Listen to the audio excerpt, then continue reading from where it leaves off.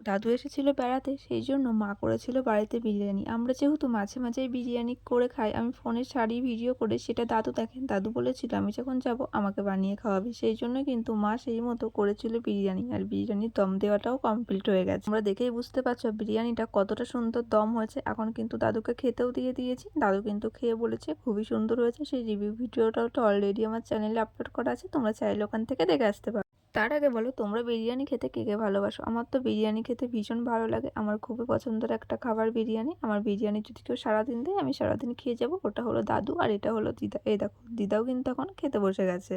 দেখো, আমার দাদু কিন্তু মাংস খায়, কিন্তু দিদা মাংস খায় না। পেঁয়াজ রসুন এইগুলো দিদা কিছুই খায় না। সেই জন্য দিদার জন্য মাছ হয়েছিল, দিদা মাছ দিয়ে ভাত খাচ্ছে। আর আমাদের জন্য তো বিরিয়ানি হয়েছিল। এদিকে মা আমাকে সুন্দর করে সাজিয়ে দিয়ে দিয়েছে। দাদুকে আগে দিয়েছিলাম, কারণ রিভিউটা দাদুর থেকে নেবো আমি না। তোমরা যেই রান্না করো না কেন, রান্নার যদি একটু প্রশংসা পাও তাহলে তোমাদের সবারই মনটা ভালো হয়ে যায়, সেটা আমি জানি। সেই মতো আমারও হয়েছে। এদিকে এতটাই টেস্টি হয়েছিল যে আমি খাবার খাওয়ায় ব্যস্ত, যতটা পেরেছি ভিডিও করেছি, ততটাই কিন্তু তোমাদের সাথে শেয়ার করেছি।